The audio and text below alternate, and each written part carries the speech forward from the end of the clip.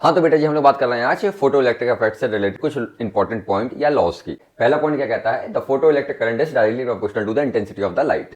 अगर हम इंटेंसिटी बढ़ाते हैं तो इंटेंसिटी बढ़ाने पे number of photon per second जो स्ट्राइक करेंगे दैट विल बी मोर। और फोटो इलेक्ट्रिक इफेक्ट है one photon one electron phenomena, यानी कि एक फोटोन आके जब टकराएगा तो वो एक इलेक्ट्रॉन को ही इमिट कर पाएगा। क्लियर है? तो अगर इंटेंसिटी बढ़ा है तो नंबर ऑफ फोटोन जो टकरा रहे होंगे वो बढ़ेंगे, और वो बढ़ने पे क्या होगा, नंबर ऑफ फोटो इलेक्ट्रॉन बढ़ेंगे, और फोटो इलेक्ट्रॉन बढ़ने की वजह से क्या होगा, फोटो करंट बढ़ेगा। तो पहले पॉइंट में यही बोला है कि अगर एक ग्राफ को बनाया जाए between the photoelectric current and the intensity of the light, तो जैसे जैसे इंटेंसिटी ऑफ लाइट बढ़ती जाएगी वैसे वैसे हमारा फोटो इलेक्ट्रिक करंट भी बढ़ता जाएगा in the linear manner. In the second point क्या बोल रहे हैं, the saturation current is directly proportional to the intensity of the incident radiation. Saturation current का मतलब मैक्सिमम करंट। ठीक है, तो देखिएगा यहां पे हम लोग ने क्या करा है, एक एनोड पोटेंशियल लिया है। कहने का मतलब क्या हुआ, देखिएगा कि अगर मान लीजिए मेरे पास एक प्लेट ये है, ठीक है, जिसको हम लोग कनेक्ट कर रहे हैं विद पोटेंशियल डिफरेंस, और एक प्लेट ये है, ठीक है, यहां से लाइट रे आई और इंसिडेंट करी, तो जैसे ही इंसिडेंट करेंगी बस शर्त ये है कि इसकी फ्रिक्वेंसी क्या होना चाहिए, थ्रेशोल्ड फ्रिक्वेंसी से ज्यादा होना चाहिए। क्लियर है? वो अभी आगे डिस्कस करेंगे। अगर मान लीजिए फ्रिक्वेंसी थ्रेशोल्ड फ्रिक्वेंसी से ज्यादा है और इंसिडेंट करते ही हैं तो यहां से फोटोन आएंगे और टकराने पे यहां से इलेक्ट्रॉन इमिट होंगे। आ रही बात है? अब देखिएगा अगर यहाँ पे मैंने पोटेंशियल लगाया तो ये कंपैरेटिवली पॉजिटिव होगा और ये वाला नेगेटिव होगा। आ रही बात? इलेक्ट्रॉन पे नेगेटिव है, यहाँ पे भी नेगेटिव है, तो नेगेटिव नेगेटिव रिपेल करेगा, यानी कि इलेक्ट्रॉन तो इधर जाने की कोशिश करेगा, लेकिन due to the retarding potential ये इसको रोकने की कोशिश करेगा। तो जिस स्टेज पे ये रोक लेगा वो पोटेंशियल कहलाएगा स्टॉपिंग पोटेंशियल, और नेगेटिव वैल्यू कहलाएगी क्या, रिटार्डिंग पोटेंशियल। आ रही बात है?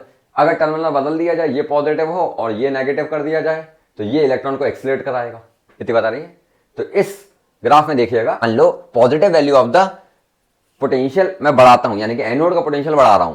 कहने का मतलब समझ में आ रहा है? ये पॉजिटिव है और ये नेगेटिव है, तो इलेक्ट्रॉन आएगा तो ये इसको एक्सीलरेट कराने की कोशिश करेगा, तो नंबर ऑफ इलेक्ट्रॉन जो पर सेकंड पास करेंगे वो बढ़ेंगे, तो हमारा फोटो करंट भी बढ़ेगा। तो देखिएगा फोटो करंट स्टार्टिंग में हल्का सा बढ़ रहा है। आ रही बात है? क्या अगर ये बढ़ाते जाएंगे तो ये बढ़ता जाएगा? नहीं, एक मैक्सिमम लेवल पे जाके ये क्या हो जाएगा, स्टैग्नेंट हो जाएगा, यानी कि कांस्टेंट हो जाएगा। आ रही बात? तो देखिएगा बढ़ने के बाद ये मैक्सिमम करंट क्या होगा, कांस्टेंट हो गया, तो ये कांस्टेंट करंट कहलाएगा क्या, या ये मैक्सिमम करंट कहलाएगा क्या, सैचुरेशन करंट। तो ये सैचुरेशन करंट किस पे डिपेंड करता है, ये डिपेंड करता है on the intensity of the incident radiation. यहाँ तक कि यहाँ पे मेरे पास रेडिएशन है, उनको मैंने 3 अलग अलग इंटेंसिटी के लिए लिया, I1, I2 and I3। I3 सबसे ज्यादा है और I1 सबसे कम है। तो आप देखेंगे I1 के लिए जो सैचुरेशन करंट आया वो कम आया, I2 के लिए ज्यादा आया, और I3 के लिए क्या आया, मैक्सिमम आया। आ रही है बात? तो सैचुरेशन करंट किस पे डिपेंड करेगा, इंटेंसिटी पे। इंटेंसिटी ज्यादा तो सैचुरेशन करंट ज्यादा। तीसरे पॉइंट में यहाँ पे देखिएगा क्या बोला गया है, for a given photo sensitive material there exist a certain minimum frequency that is the threshold frequency below which no photo electron will be emitted. आ रही बात है? कहने का मतलब क्या हुआ, अगर फ्रीक्वेंसी मेरी थ्रेशोल्ड फ्रीक्वेंसी से कम होगी, हर एक मटेरियल के लिए उसकी एक थ्रेशोल्ड फ्रीक्वेंसी है, अगर इंसिडेंट रेडिएशंस की फ्रीक्वेंसी उस थ्रेशोल्ड मतलब मिनिमम फ्रीक्वेंसी से ज्यादा है तब तो फोटो इलेक्ट्रिक इफेक्ट स्टार्ट हो पाएगा, अगर थ्रेशोल्ड फ्रीक्वेंसी से कम है तो फोटो इलेक्ट्रिक इफेक्ट नहीं हो पाएगा। Above the threshold frequency, the stopping potential or the maximum kinetic energy of the photoelectron is directly proportional to the frequency। कहने का मतलब क्या हुआ, जो मैक्सिमम काइनेटिक एनर्जी है वो किस पे डिपेंड करेगी, that will be dependent on the frequency. उसका कोई भी डिपेंडेंस नहीं है विद द इंटेंसिटी के साथ। इंटेंसिटी बढ़ाने में क्या बढ़ा, फोटो इलेक्ट्रिक करंट या नंबर ऑफ फोटॉन्स। आ रही बात है? लेकिन अगर फ्रीक्वेंसी बढ़ा दे तो क्या बढ़ेगा, मैक्सिमम काइनेटिक एनर्जी या पोटेंशियल। कौन सा पोटेंशियल, स्टॉपिंग पोटेंशियल। ठीक है, इतनी बात आ रही है? जैसे एक रिलेशन है अपन के पास, मैक्सिमम काइनेटिक एनर्जी किसके बराबर होती है, ये होती है ऑफ ईवी। ईवी का मतलब क्या हुआ, स्टॉपिंग पोटेंशियल से अगर मैं चार्ज को मल्टीप्लाई करूंगा तो ये वर्क डन आएगा, और वर्क डन एनर्जी के इक्विवेलेंट होता है, तो ऐसा कुछ होगा। आ रही है बात? इतनी बात आ रही है? तो अब देखो, अगर स्टॉपिंग पोटेंशियल ज्यादा होगा तो मैक्सिमम काइनेटिक एनर्जी भी ज्यादा होगी, अगर स्टॉपिंग पोटेंशियल कम होगा तो मैक्सिमम काइनेटिक एनर्जी भी कम होगी। तो यही बोला गया है, जो मैक्सिमम काइनेटिक एनर्जी है या जो स्टॉपिंग पोटेंशियल है ये किस पे डिपेंड करता है, ये फ्रीक्वेंसी पे डिपेंड करता है।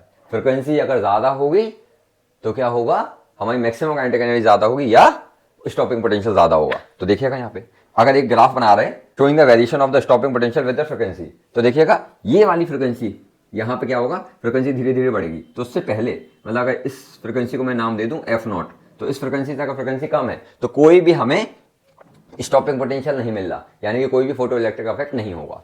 लेकिन क्या हुआ, एक सर्टेन फ्रिक्वेंसी के बाद क्या हुआ, हमें स्टॉपिंग पोटेंशियल मिलने लगा और वो फ्रिक्वेंसी बढ़ाने में बढ़ता जा रहा, यानी कि इस फ्रिक्वेंसी के ऊपर क्या होगा, फोटो इलेक्ट्रिक इफेक्ट स्टार्ट हो जाएगा। तो this F not will be the threshold frequency.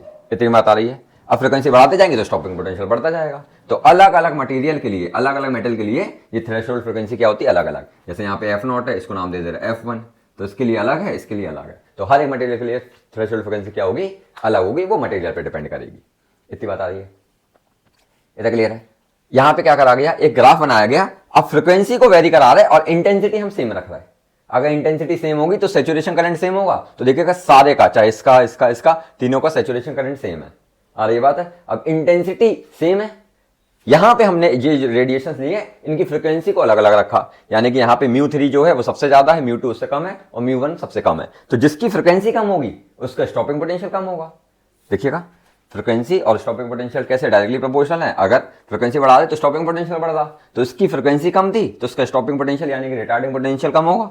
और ये बात है, इसकी फ्रीक्वेंसी ज्यादा है कंपेयर टू 1 तो उसका स्टॉपिंग पोटेंशियल ज्यादा होगा, इसकी और ज्यादा है तो इसका सबसे ज्यादा होगा। और ये बात है, यहाँ पे जो डिपेंडेंस दिखाया गया वो ये दिखाया गया है, जो फ्रीक्वेंसी है उस पर डिपेंड करेगा स्टॉपिंग पोटेंशियल या maximum value of the kinetic energy. इतनी बात आई बेटा, क्लियर है ना। यहाँ पे लास्ट पॉइंट क्या है, photo electric effect is a instantaneous process, यानी कि जैसे ही फोटोन आके टकराएंगे मेटल के सरफेस पे वैसे ही इलेक्ट्रॉन हमारे इमिट हो जाएंगे। यानी कि ये टाइम ड्यूरेशन करीबन 10⁻⁻⁹ सेकंड का होता है ना। मतलब कितना छोटा टाइम है कि आए टकराए और तुरंत इलेक्ट्रॉन इमिट हो जाएंगे। अरे ये बात, तो these are the graphs which are representing the dependence of various quantities on the other. Clear है, इनको बहुत अच्छे से कर लीजिएगा, ठीक है। मेरे ख्याल से बात समझ में आई होगी। अगर बात समझ में आई है तो please do like the video, share the video and subscribe the channel. Thank you बेटा जी।